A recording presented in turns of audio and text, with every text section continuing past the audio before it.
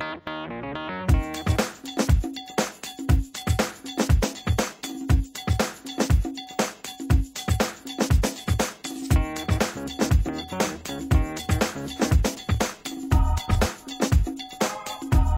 una crítica a la categoría de género. Como ustedes saben, la costumbre académica dicta que toda exposición teórica inicie por un breve resumen del estado de la cuestión o estado del arte. El estado de la problemática de género, del que esperaríamos ser el resultado de un consenso actuando como estabilizador del disenso, no lo es, ni lo consigue, exceptuando el caso de un acuerdo mínimo que el marco jurídico nacional e internacional de la mujer intenta defender, y que de alguna manera Ludwig comentó cuando dijo las virtudes de todo el trabajo que han hecho las feministas desde el género y desde la categoría de género contra este marco jurídico internacional y nacional, o más bien para lograr repensar. En el año 2005, la Secretaría de Relaciones Exteriores de México, el UNIFEM, es decir, el Fondo de Desarrollo de las Naciones Unidas para la Mujer, y el PNUD, Programa de Naciones Unidas para el Desarrollo establecido por la Asamblea General de la ONU en 65, publicaron conjuntamente una compilación seleccionada del marco jurídico nacional e internacional de la mujer. Con el propósito de hacer más comprensible y posibilitar su manejo, se decidió introducir al final del tomo un apartado llamado Glosario y Definiciones, anexo que no pasa de 4 cuartillas. En dicho glosario, el término género aparece reportado en las siguientes entradas: equidad de género, perspectiva de género, integración de la perspectiva de género. Del género se dice lo siguiente, y cito, que hace referencia a los roles, responsabilidades y oportunidades asignados al hecho de ser hombre y ser mujer, y a las relaciones socioculturales entre mujeres y hombres y niñas y niños. Estos atributos, oportunidades y relaciones están socialmente construidos y se aprenden a través del proceso de socialización. Son específicos de cada cultura y cambian a lo largo del tiempo, entre otras razones, como resultado de la acción política. Hasta aquí la cita del glosario. Se trata, como nos habremos dado cuenta, de un buen intento de definición para lograr un cierto grado cero de acuerdos o consenso mínimo, pero tiene sus problemas. Y no es el menor de ellos el que su finalidad o función sea consensuar las diferencias de interés y opinión de los expertos y de los activistas consultados. El texto está escrito por y para expertos, académicos, juristas y políticos, cuyo interés por el género consiste en precisarlo como un asunto de competencia jurídica regido por el marco nacional e internacional del derecho y por la política nacional entendida de manera vertical y a partir del modelo empírico y epistemológico. Este modelo que conocemos, que opone el Estado a la sociedad y que los hace sobre todo mutuamente excluyentes. En este sentido, la violencia de género, es decir, la violencia que produce la naturalización de la repartición de la población, partición muchas veces monopolizada mediante el ejercicio de las instituciones estatales, vuelve a ser nuevamente reapropiada, pero esta vez de manera académica, o sea, por el experto. Esta vez, entonces, la apropiación del género se realiza reescribiendo su violencia como un asunto de origen social y cultural, dejando fuera las causas políticas que solo el Estado, mediante políticas públicas, puede resolver. Rápidamente, ¿se dan cuenta?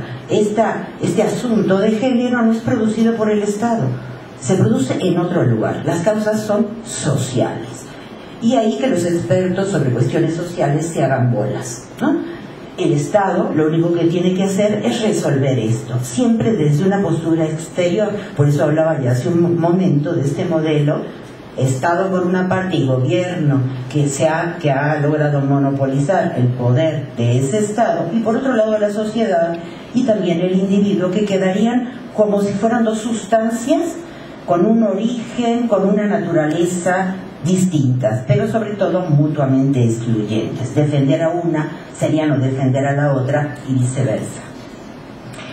Ok, el problema no es en última instancia que se enfrente el Estado a la sociedad y al individuo, cosa que por otra parte, si tuviéramos tiempo, deberíamos impugnar. Insisto, el problema es que se reduce la competencia de los individuos y colectivos afectados para hacerse cargo de sus problemas y de su deseo. Aquí deseo lo puse con mayúscula y es con el fin de no confundirlo con las ilusiones de lo contemporáneo, que los medios masivos, ¿no?, y otras instituciones tienen como fin reconstruir. A este respecto, se impone la inveterada costumbre de exigir al gobierno aquello que la solidaridad y organización horizontal comunitaria podrían resolver si pusieran manos en el asunto. Resolver un problema social se entiende como una renuncia a la acción solidaria en este tipo de textos, por la demanda a la autoridad. Por si lo anterior no fuese suficiente, la violencia de género se interpreta como un problema a resolver: castigo a los culpables, reivindicación de las víctimas, etc. Muchas de nosotras con gusto aumentaríamos la lista de lo que consideramos la resolución de un problema social. Pero el asunto es que la violencia de género no es un problema de una sociedad, de una cultura cuyo gobierno no hubiera podido resolver o cumplir con su deber de detenerla. El asunto es que no es un problema que pueda resolverse. No hay que resolver, sino evitar. Y evitar implica poner en práctica la imaginación social y las formas solidarias que la realizan. Como señalé más arriba, no puede pedírsele al Estado que resuelva lo que él mismo produce al monopolizar el ejercicio de la violencia mediante instituciones bien conocidas de atención a la salud pública, a la escolaridad y la enseñanza, a las leyes, a la cultura, etc., sin excluir a la familia y a las iglesias. Estas instituciones naturalizan la violencia de género al hacerla depender de un nivel biológico ilusorio, yo diría casi alucinatorio: los lazos de sangre, responsables de los únicos lazos de solidaridad reconocidos por el Estado y recluidos en la vida privada. Y se ubican en un cara a cara con las autoridades gubernamentales y los saberes técnicos que éstas detentan, renunciando con ello a pasar a la experiencia, es decir, que los individuos y las colectividades pasen en la experiencia de su propio cuerpo. Porque los saberes de la gente importan, no solo los cuerpos, e importan mucho. Debemos aprender a detectar estos saberes y mantenerlos mediante ejercicios de la memoria colectiva. Esta es la primera sabiduría que emana de la solidaridad. Volvamos al inicio. La ubicación de la categoría de género en el enclave de uno de sus usos y finalidades prácticos, es decir, como definición consensuada, base desde la cual generar políticas públicas y vigilar su desempeño, nos permitirá hacer algunos comentarios más y reparar en los límites de posibilidad que este contexto reclama. El contexto y sus límites de posibilidad siguen teniendo que ver con esta relación endogámica, diría yo, entre lo que sería la demanda por vía internacional y la demanda por vía nacional, y como marco de referencia el derecho. Para lo cual, o para este marco de referencia, solo es el Estado y su aparato el interlocutor de este discurso analizado. Si se dan cuenta, cuando uno lee estas declaraciones y todo el trabajo resultado de haber podido meter dentro de las leyes la categoría crítica de género, el resultado inmediato es que el interlocutor no es ni los individuos, ni la sociedad, ni los colectivos, ni las comunidades. Sigue siendo el aparato del Estado, del gobierno. O sea, en realidad estos libros que los lee uno para aprender ciertas cosas tienen un solo interlocutor: el Estado y aquellos que se van a dedicar a escribir y a enunciar las políticas públicas, las únicas que se cree son capaces de castigar, es decir, de tener funciones prácticas. Todo el resto, es decir, todo lo que vivimos día a día, todas las experiencias, estos saberes de la experiencia y de los cuerpos que vamos ganando día a día, que no tienen como finalidad totalizarse, mostrarse como modelo de lo que debería ser una sociedad, queda totalmente fuera y está en desventaja, ¿sí? No solo fuera y está en desventaja, ni siquiera es considerado en este tipo de textos o en este marco jurídico como alguien interesado y alguien que tiene mucho que decir al respecto, puesto que ahí está su experiencia anterior, una experiencia que ni siquiera alcanzamos a visualizar y a visibilizar, porque el género, entendido como categoría dentro de las ciencias sociales o también en los trabajos, incluso críticos y en las estrategias críticas del derecho, no alcanza a dar cuenta. Es decir, lo que tenemos siempre fuera de este tipo de categorizaciones es una experiencia y un saber de la experiencia, una memoria que se puede ejercer también, se puede transmitir de manera testimonial, que no responde a las definiciones de género con las que se trabaja. Entonces, un poco el llamado es a intentar un discurso cuyo interlocutor sea el mismo que habla, porque ese mismo que habla no es un individuo o una mujer individuo. Se trata de toda una colectividad que de manera heterogénea está intentando evitar y no únicamente castigar o reconciliar a una nación con sus propios errores. Entonces el llamado sería, primero, en lugar de entronizar como centro del problema la categoría de género, hacerlo a partir de una experiencia de la memoria que esté mostrando que hay mucho más que una alternativa modélica, heterosexual, hombre-mujer, para construir la vida, y que de hecho y de manera, diríamos, intersticial está teniendo lugar. Es decir, por intersticial no solo me refiero en agujeros, lo cual parece que estoy hablando de cucarachas. No, estoy hablando de una experiencia muy seria. Tampoco tengo nada en contra de las cucarachas, en realidad, ahora que lo pienso. Pero esta experiencia intersticial se refiere más bien a todas estas prácticas cotidianas sin una finalidad específica que pueda totalizarse, pueda extenderse al resto de lo social, ¿no?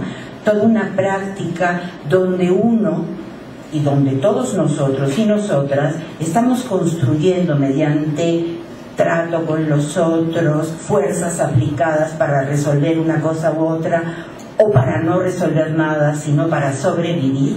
Y ahí están surgiendo saberes no marcados desde este modelo binario, jerárquico y autoritario, y ahí están pasando cosas que ni siquiera nos preocupa registrar, Tenemos que aprender también por el lado, digamos, de la preocupación por el lenguaje, por el discurso, formas para poder también dar cuenta de que todo esto, de que esta productividad, que estos saberes del cuerpo están ahí. Y tenemos que poder, no rescatarlos, porque implicaría que se están ahogando o algo así, y los tenemos que rescatar, ¿no?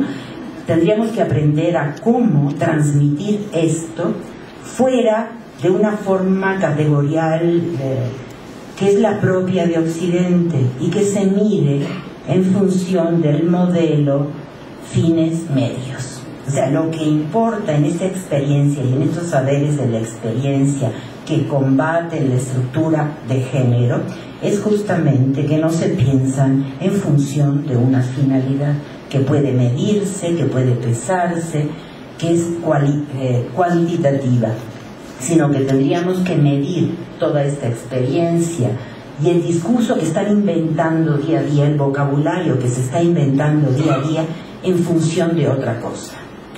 Yo diría en principio, porque no tengo otra palabra, en función de ciertos procedimientos que van surgiendo casi a nivel de copia, y por copia me refiero a este viejo trabajo que todos conocemos mucho. Cuando uno quiere aprender a clavar un clavito, no busca un manual que le dice a uno cómo poner la mano, cómo agarrar el martillo, sino que ves a alguien haciéndolo y lo haces.